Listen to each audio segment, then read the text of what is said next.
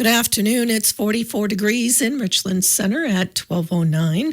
For WRCO News, I'm Joanne Krulotz.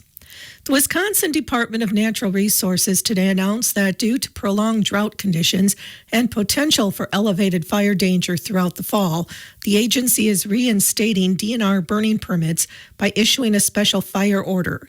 The permit reinstatement will begin at midnight tonight in designated DNR protection areas until further notice. The permit reinstatement applies to 13 extensive DNR protection area counties outside incorporated cities and villages, which includes all Columbia, Crawford, Green Lake, Marquette, Portage, Richland, Sauk, Waupaca, and Waushara counties, and portions of Oconto, Dane, Grant, and Iowa counties. A DNR annual burning permit is now required for burning in a barrel, a debris pile, and grass or wooded areas as outlined by the permit, unless the ground is completely snow-covered. Before burning in these areas, anyone wishing to burn must obtain a DNR burn permit and then visit WISBurn for the current burn restrictions. Traditionally, DNR burn permits are required in extensive protection areas from January 1st through May 31st, anytime the ground is not snow-covered. Reinstating permits allows the DNR to restrict burning on a given day during times of elevated fire danger. A DNR burn permit is not required for campfires intended for cooking or warming, but the public is reminded to use extreme caution. Consider having small campfires in a designated fire ring or device in the evening hours to avoid burning under elevated fire conditions, which are typically found during the day. The DNR intends to keep the permit requirements in place until the drought situation improves significantly, either due to long-term rain or snow events. The DNR prescribed burn program will also pause activity this week due to the elevated fire weather conditions. The DNR will continue to evaluate as conditions change. Check current fire danger, wildfire reports, and burning restrictions on the DNR website. Vice President Kamala Harris will be back in Wisconsin this week for campaign stops. The Democratic nominee will be in Green Bay, Milwaukee, and La Crosse on Thursday. This is on top of a pair of stops her running mate, Minnesota Governor Tim Walz, will make today. An exact itinerary has not been stated. This is Harris's sixth visit to the state since she got the nomination this summer. Senator Bernie Sanders is making the case for Vice President Kamala Harris in southern Wisconsin. Sanders spoke in Baraboo Saturday. Sanders drew contrast between Harris and Donald Trump on lowering costs for middle-class families, expanding access to health care, and restoring reproductive rights across the country. Sanders speaks today in Milwaukee. Elon Musk Political Action Committee has taken over as a big share of Donald Trump's Get Out the Vote efforts in Wisconsin. Musk America PAC is reportedly working with Turning Point Action. Their combined efforts are said to be focusing on people they've identified as Trump supporters who haven't voted recently. We've only got 3 weeks left until the election, then the aftermath and the holidays. So many have experienced the awkwardness and frustration of a political argument during Thanksgiving dinner. A group of about 24 people got together in Dodgeville recently to talk about how politics has hurt their relationships with family and loved ones. It was put together by a group called Braver Angels, which tries to help Americans find things in common. The Marquette University Law School finds 46% of people surveyed say they've had to stop talking about politics with someone they know. Civic Media has a Wisconsin legislative voter guide with all the information you're looking for. Candidates running to represent you and the new legislative maps. Visit civicmedia.us/voter guide and to learn what is specifically on your ballot, where your polling place is, and how to request an absentee ballot, visit myvote.wi.gov. There is currently a vacancy in Supervisory District 6 of the Richland County Board of Supervisors. Those at least 18 years of age interested in being appointed as a county board supervisor from the vacant district can submit a letter of consideration to the county clerk by 4:30 Friday, October 25th.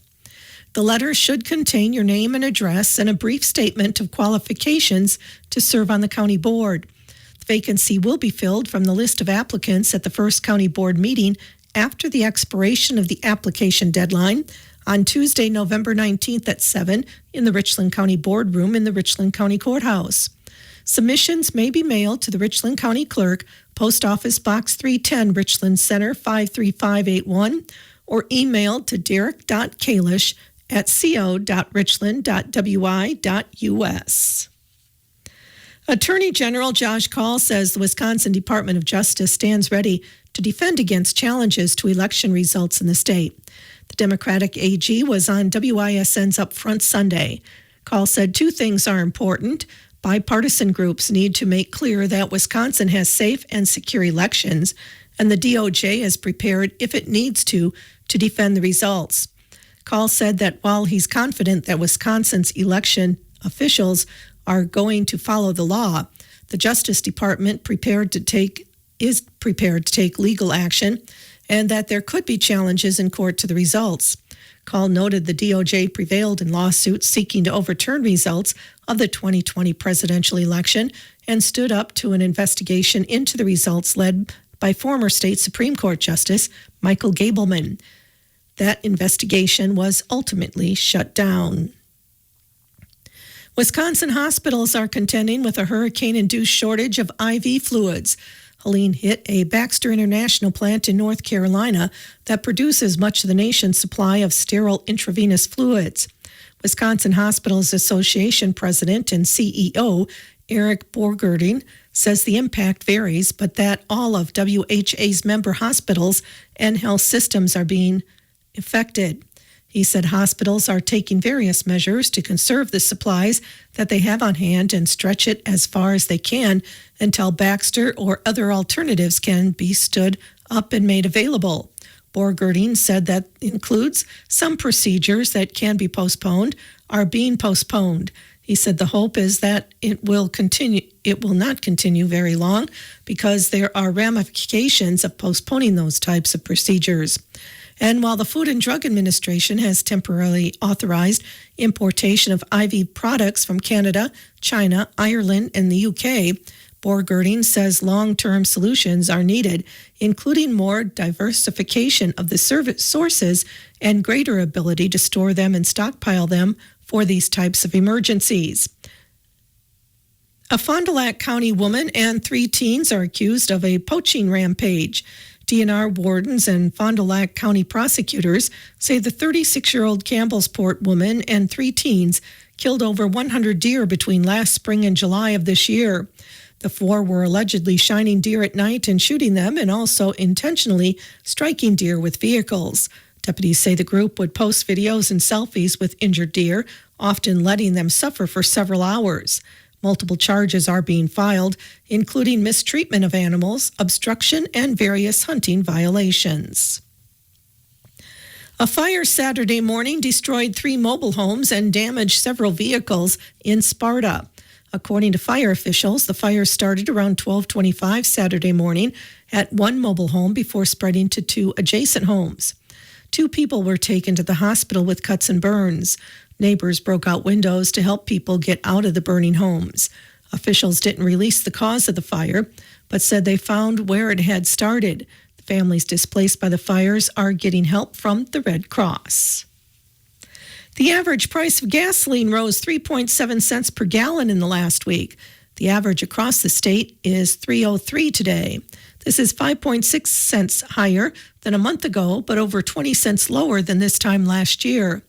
Officials at Gas Buddy say Iran's attack on Israel is responsible for the slight climb in prices at the pump.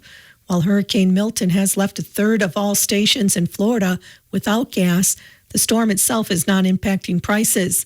Oil prices are recently starting to fall again, so we could start to see a decline in gas prices in the weeks ahead.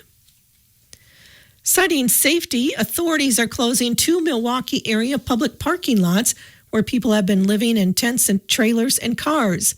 The lots are park and ride lots where people can catch a bus or another ride. The state says it will begin closing 2 lots and a portion of a third in Milwaukee County starting October 21st. The Wisconsin Department of Transportation says conditions, quote, continue to degrade and become less safe every day.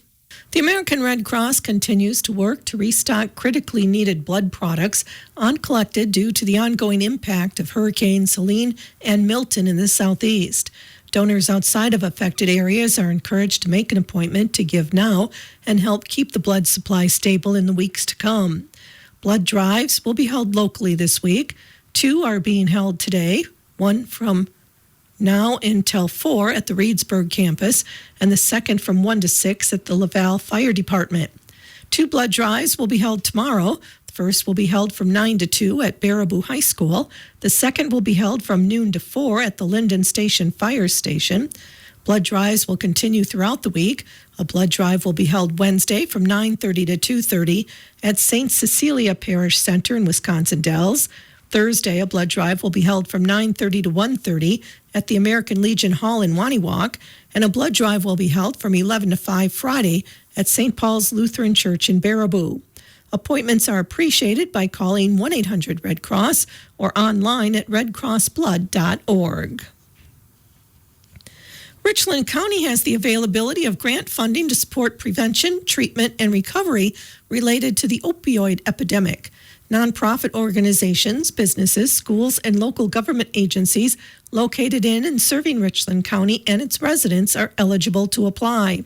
Funding can be requested by completing an application and submitting it to the attention of the Director of Richland County Health and Human Services by 4:30 October 28th. Applications will be reviewed at the Health and Community Services Committee meeting November 7th at 9:30. All applicants are required to be present at the meeting. A final review and approval by the Richland County Board of Supervisors will occur on December 10th. Questions regarding this grant opportunity may be directed to the HHS Director, Tricia Clements, at 608-649-5935. The SSM Health St. Clair Foundation is now accepting applications for its Healthy Community Partnership grants, which provide funding for projects, programs, and activities that advance the health and wellness of those living in the greater Baraboo, Lake Delton, Wisconsin Dells area. Those working on innovative ideas, collaborative projects, or programs who need seed money for implementation are encouraged to apply. Grants are awarded 2 times per year, spring and fall, with a maximum grant award of $2,000 each cycle.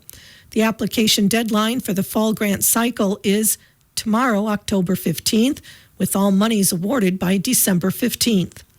Eligible programs and activities for funding include, but are not limited to, health education, disease screening, fitness and wellness assessment and improvement, research, speakers, fees related specifically to health and wellness and serving the areas underserved.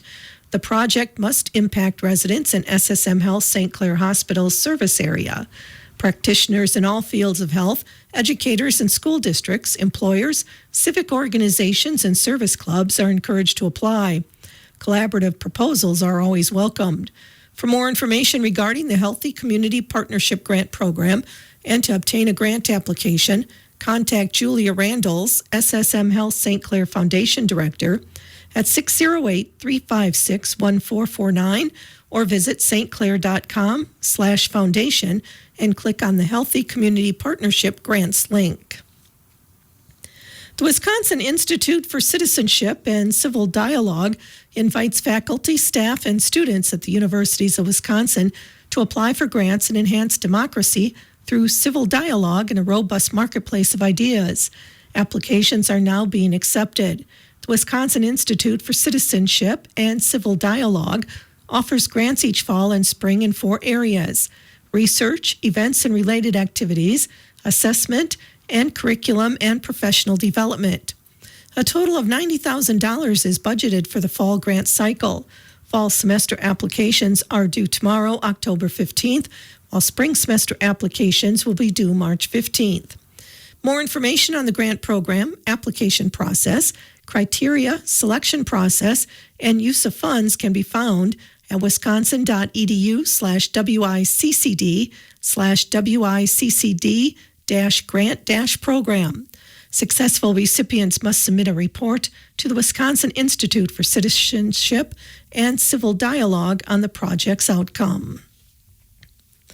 The Moral Lecture Series aims to foster community and a sense of connectedness with others. It's sometimes easy to lose that sense of connectedness, especially in an election year. To build that sense of connectedness, the Moral Lecture Series will sponsor programs involving the reading and listening to the stories of others.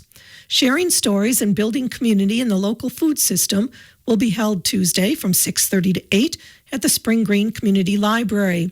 Explore the Wisconsin Science Festival theme of agriculture by examining the impact of telling the story of our local food producers on our food systems. The program will feature Jules Reynolds. She recently graduated from the University of Wisconsin with a joint PhD in geography and environmental studies. Her community-based dissertation research built on a decade of experience working with farming communities and local food systems across the country and internationally. She is particularly interested in how community-university collaborations can better serve place-based change and food system transformation, and looks forward to continuing this work in Wisconsin in the future. Applications are now being accepted for a grant program aimed at small businesses through the Wisconsin Economic Development Corporation. According to a press release, the Small Business Development Grant can provide funds ranging from $50,000 to $250,000 to regional economic development organizations and local governments. Those organizations will then pass the funds to small businesses in the region. The application deadline is October 18th. The High Ground will host its second military couples retreat October 18th through 20th. Operation Reconnect invites veterans and their spouses or partners at any stage in their relationship to get away from their daily routines and enjoy a peaceful yet purposeful weekend at no cost to them. For the veterans partner who shared the experience of active duty and deployments, they were a part of the process and saw the changes as they happened. For the couple that met after active duty or the deployments, the partner is sometimes unaware of their veterans' experiences until one day their veteran is triggered and their entire world changes in that moment. The Operation Reconnect weekend will consist of guided relationship-enhancing exercises from a peer support facilitator and/or topic experts. Couples will have time to enjoy each other while they explore their relationship, develop skills to strengthen their friendship, increase affection, and improve communication. Operation Reconnect is structured to provide a calm and supportive environment where couples feel safe to share their experiences and help their relationships grow. The High Ground invites 5 couples to join the weekend of interactive and insightful activities that will help strengthen their connections with each other and provide a home front supportive approach. To register for more information about the retreat, email Bonnie at donations@thehighground.org or call 715-743-4224. The 38th Annual Tri-State Agriculture Lenders Seminar will be held Tuesday, October 29th from 9:45 to 3:15 at the Best Western Plus Hotel in Dubuque, Iowa. Machinery values and right to repair, farm transition planning will be featured topics along with the usual market updates on dairy, livestock, and crop commodities. The cost of the program is $100 per person by October 18th. To register, contact Larry Trannell or Kimberly Feltz at the ISU Extension in Dubuque County at 563-583-6496 or email trannell@iastate.edu or kfeltis@iastate.edu for registration information.